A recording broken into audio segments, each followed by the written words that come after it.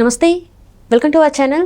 నేను సిరి. చంద్రబాబు నాయుడు గారు అయితే ఢిల్లీ వెళ్ళేసి వచ్చారు. అయితే ఇప్పుడు మళ్ళీ పవన్ కళ్యాణ్ గారు డిప్యూటీ సీఎం హోదాలో అయితే ఢిల్లీ వెళ్ళనున్నారు. ఎందుకు మరి ఇప్పుడు పవన్ కళ్యాణ్ గారు ఢిల్లీ వెళ్తున్నారు అంటే జగన్మోహన్ రెడ్డి గారి చీకటి రహస్యాల్ని బయటపెట్టడానిక? ఢిల్లీలో ఇంకా ఇప్పుడు జగన్మోహన్ రెడ్డి గారి పరిస్థితి ఇంకా జైలుకి వెళ్లాల్సిందేనా? సో ఈ అంశాన్ని మనకు వివరించడానికి మనతో పాటు ఉన్నారు ప్రముఖ senior journalist, political analyst CS Rao గారు. నమస్కారం సార్. నమస్తే సార్. ఇప్పుడు చూస్తుంటే చంద్రబాబు నాయుడు గారు అయితే ఢిల్లీకి వెళ్ళేసి వచ్చారు. అండ్ ఇప్పుడు పవన్ కళ్యాణ్ గారు యాజ్ అ డిప్యూటీ సీఎంగా ఢిల్లీ వెళ్ళనున్నారు. అంటే జగన్మోహన్ రెడ్డి గారి చీకటి రహస్యాల్ని ఏవైతే ఉన్నాయో ఒక్కొక్కటి అక్కడ ఇద్దరు కలిసి వెళ్ళి వివరిస్తున్నారా? సో దీంతో మరి జగన్మోహన్ రెడ్డి గారికి జైలే గతేనా అలా అనుకోవచ్చా మనం? మరి ఒకవేళ ఆయన్ని జైలుకి పంపించకుండా, ఆయన మీద ఎంక్వైరీలు చేయకుండా, ఆయన చేసినటువంటి అవినీతి అక్రమ కార్యక్రమాల మీద విచారణ చేసి శిక్షించకుండా ఉంటే కనుక ఆంధ్రప్రదేశ్ అభివృద్ధి ఆగిపోతుంది అనేది తెలుగుదేశం పార్టీ వాళ్ళు చెప్పేటువంటి ఒక వాదన. ఒక ఘాటుగా చెప్పాలంటే అయ్యన్న పాత్రుడు స్పీకర్ కాకముందు ఆయన చేసినటువంటి వ్యాఖ్యలు, జగన్ ఇంకా రాజకీయంగా చచ్చిపోలేదు, బతికే ఉన్నాడు అనేటువంటి వ్యాఖ్య చేశాడు ఆయన. ఆ తర్వాత చంద్రబాబు నాయుడు కూడా ఈ మధ్యకాలంలో ప్రతి రివ్యూ మీటింగ్లో కూడా ఏం చెప్తున్నారంటే, ఒక భూతం జగన్మోహన్ రెడ్డి, ఆ భూతం ఉంది అని అంటేనే భయపడుతున్నారు.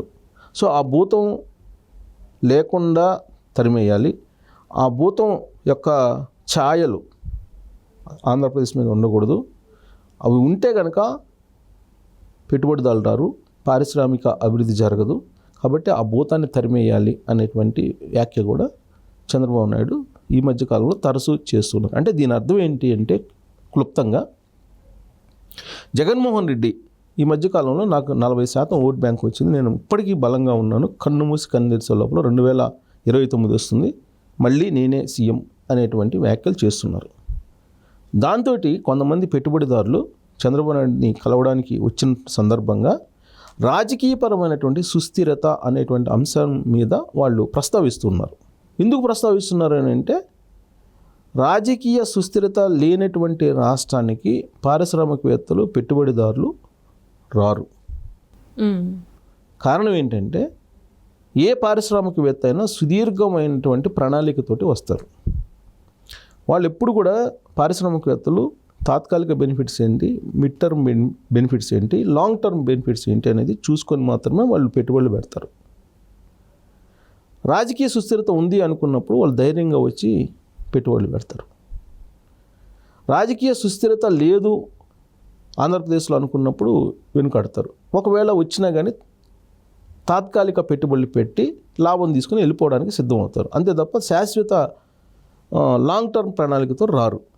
దాన్ని గమనించినటువంటి చంద్రబాబు నాయుడు ఈ భూతం అనేది ఇక రాష్ట్రానికి ఉండదు అనేటువంటి కాన్ఫిడెన్స్ కలిగించాలి పారిశ్రామికవేత్తల్లో అనేటువంటి ఒక అభిప్రాయానికి వచ్చారు. అక్కడ చంద్రబాబు నాయుడు అంటే ఎన్డీఏ ముఖ్యమంత్రి ఎవరు ఆంధ్రప్రదేశ్లో? చంద్రబాబు నాయుడు. అక్కడ ఢిల్లీలో ఎన్డీఏ ఉంది. సో రాష్ట్రంలో, దేశంలో 2 చోట్ల ఎన్డీఏ ఉంది కాబట్టి ఖచ్చితంగా రాష్ట్రంలో ఉండేటువంటి పరిస్థితుల్ని ఎక్స్ప్లెయిన్ చేయాలి. ఎక్కడికి? ఢిల్లీకి. చంద్రబాబు నాయుడు ముఖ్యమంత్రి అయిన తర్వాత 2-3 సార్లు ఢిల్లీ వెళ్ళారు.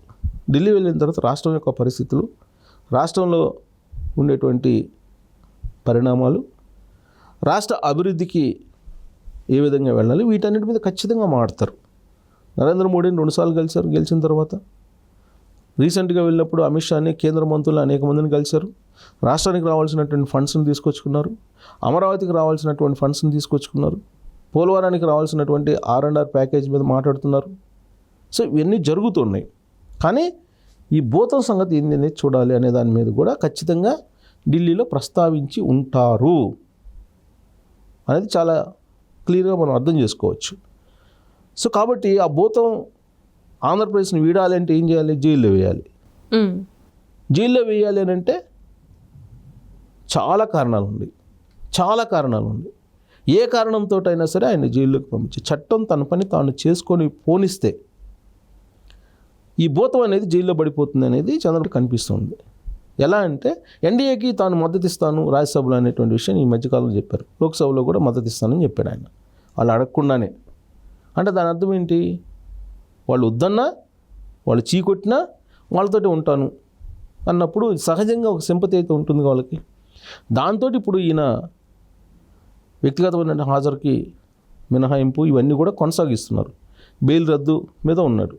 తర్వాత ఇప్పుడు పాత కేసులు, ఈడీ కేసులు, సిబిఐ కేసులు ఉన్నాయి. వాటి మీద విచారణ జరుగుతున్నటువంటి సమయంలోనే ఇప్పుడు మళ్ళీ కొత్త కేసులు వచ్చాయి. Liquor scam, land scam, sand scam. తర్వాత ఈ మధ్యకాలంలో ఒక కేసు బుక్ అయింది కదా, హత్యాయత్నం. రఘురామకృష్ణరాజుని హత్య చేయబోయారు అప్పట్లో అని చెప్పి హత్యాయత్నం కేసులో ఆయన ఉన్నారు కదా. సో ఇలా అనేకమైన కేసులు ఉన్నాయి. ఏ కేసులోనైనా సరే జగన్మోహన్ రెడ్డిని జైల్లోకి పెట్టచ్చు. అది జరిగితేనే ఆ రాష్ట్రానికి అభివృద్ధి బాట పడుతుంది, అభివృద్ధి పరుగు పెడుతుంది, పారిశ్రామికవేత్తలు వస్తారు అనేటువంటి ఒక అభిప్రాయాన్ని చంద్రబాబు నాయుడు ఖచ్చితంగా సెంట్రల్ గవర్నమెంట్కి తీసుకెళ్ళి ఉంటారు. సో ఇప్పుడు భాగస్వామ్యంగా ఉన్నటువంటి పవన్ కళ్యాణ్ డిప్యూటీ సీఎం కదా, ఆయనకు కూడా బాధ్యత ఉంది కదా. ఆయన కూడా ముఖ్యమంత్రి హోదాలో చంద్రబాబు నాయుడు 2-3 సార్లు కలిసి ఆయన ఒపీనియన్ చెప్పారు, బాగానే ఉంది. డిప్యూటీ సీఎం కూడా చెప్పాలి కదా. డిప్యూటీ సీఎం పవన్ కళ్యాణ్ కూడా భాగస్వామ్యం కదా ఎన్డీఏలో.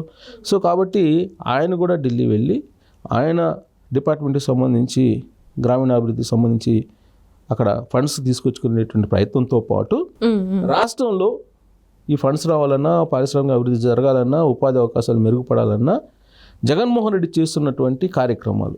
జగన్మోహన్ రెడ్డి అధికారాన్ని కోల్పోయి 4 రోజులు అవుతుంది, సుమారుగా 4 రోజులు అయిపోయింది. ఈ 4 రోజుల్లో అతని వ్యవహారం ఏ విధంగా ఉంది అనే దాని మీద పవన్ కళ్యాణ్ ఒక రిప్రజెంటేషన్ ఇచ్చేటువంటి అవకాశం ఉంది కేంద్రానికి, కేంద్ర హోంశాఖ కానీ లేదంటే కేంద్రానికి అందజేసేటువంటి అవకాశం ఉందని చెప్పి తెలుస్తుంది. సో జగన్మోహన్ రెడ్డి చేసింది ఏంటి, అసెంబ్లీలో కాకపోతే మనం శాసన మండలిలో అడ్డుకోవాలి అని చెప్పి ఒక పిలుపు ఇవ్వటం. 2, తాను బలంగా ఉన్నాను, ఇంకా 40% ఓట్ బ్యాంక్ వచ్చింది, 11 మంది ఎమ్మెల్యేలు ఉన్నారు అప్పటికీ కూడా అనేది ఒకటి. 3 ఏంటంటే రాష్ట్రంలో అల్లకొల్లోలం జరుగుతుంది, దాష్టికాలు జరిగిపోతున్నాయి, లా అండ్ ఆర్డర్ లేదు, రూల్ ఆఫ్ లా లేదు, మర్డర్లు జరిగిపోతున్నాయి, మానభంగాలు జరిగిపోతున్నాయి అనేటువంటి దాన్ని ఎలివేట్ చేస్తున్నాడు. ఆంధ్రప్రదేశ్ రాష్ట్రంలో ఒక భయానకమైనటువంటి వాతావరణం ఉంది అని చెప్పి క్రియేట్ చేసేటువంటి ప్రయత్నం తన సొంత మీడియా, కూల్ మీడియా ద్వారా ప్రయత్నం చేస్తున్నాడు. ఆయన చేస్తూ పెట్టుబడిదారులు ఇటువైపు రాకుండా ఆయన ప్రయత్నం చేస్తున్నాడు. ఇదే విషయాన్ని పవన్ కళ్యాణ్ ఢిల్లీలో చెప్పేటువంటి అవకాశం ఉంది. సో అల్టిమేట్గా ఏంటంటే ఆ భూతం అనేది బయట లేకుండా చూడండి, లేదంటే ఎన్డీఏ ప్రభుత్వానికి చెడ్డ పేరు వస్తుంది. చాలా హోప్స్ తోటి 164 మంది ఎమ్మెల్యేలను ఇచ్చారు ఎన్డీఏకి. కాబట్టి ఆ భూతాన్ని లేకుండా చేయండి అని చెప్పి చెప్పేటువంటి అవకాశం ఉంది. 1. 2 ఏంటంటే ఈ మధ్యకాలంలో ప్రతి విషయాన్ని కూడా భూతద్దంలో పెట్టి చూపిస్తూ చంద్రబాబు నాయుడు బదనాం చేయాలి, జనసేనకి, తెలుగుదేశం పార్టీకి, బీజేపీకి మధ్య ఏదో ఒక రకంగా సమన్వయం లేకుండా చేయాలనేటువంటి ప్రయత్నం క్షణక్షణం జరుగుతుంది. అటు కూల్ మీడియా, ఇటు సొంత మీడియా ద్వారా.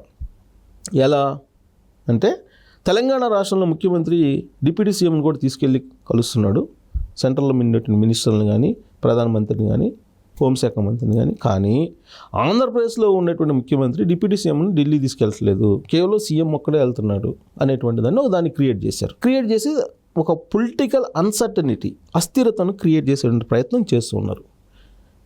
వీటన్నిటిని కూలంకుషంగా చర్చించడానికి పవన్ కళ్యాణ్ వెళ్తున్నారు. సీఎం చంద్రబాబు నాయుడు ఆయన అనుభవజ్ఞుడు, ఆయన అన్నీ చేస్తారని చెప్పి ఆయన చెబుతున్నాడు పవన్ కళ్యాణ్. కానీ వీళ్ళు ఏం చేస్తున్నారు, వాళ్ళిద్దరి మధ్య సమన్వయం లేదు. ఒకవేళ ఉంటే కనుక ఢిల్లీ ఇద్దరు వెళ్ళేవాడు కదా, చంద్రబాబు నాయుడు ఒక్కడే వెళ్తున్నారు అనేటువంటి ఒక తీసుకో. ఇప్పుడు అందుకే డిప్యూటీ సీఎం హోదాలో పవన్ కళ్యాణ్ ఒక్కడే వెళ్తున్నాడు ఢిల్లీకి. మరి ఇప్పుడు కూడా సొంత మీడియా, కూల్ మీడియా జగన్మోహన్ రెడ్డిది క్వశ్చన్ చేయాలిగా, సీఎం లేకుండా వెళ్తున్నాడు డిప్యూటీ సీఎం అని అనాలిగా. సో కాబట్టి ఇలాంటి ప్రశ్నలకి సమాధానం చెప్పడానికి పవన్ కళ్యాణ్ ఢిల్లీ టూరు, ప్లస్ భూతం ఏదైతే ఉందో జనసేన, తెలుగుదేశం పార్టీ చెప్పినటువంటి భూతం, దాన్ని కట్టడి చేయడానికి లేదంటే లోపలేయడానికి ఖచ్చితంగా ఢిల్లీ వెళ్ళిన సందర్భంగా ప్రయత్నం చేస్తారు. ఆ ప్రయత్నం ఫలించే అవకాశం కూడా ఉంది అని చెప్పి ఢిల్లీ వర్గాలు, ఢిల్లీ పరిణామాలు, రాజకీయ పరిణామాల ద్వారా మనకు కొంతమేరకు అర్థమవుతుంది.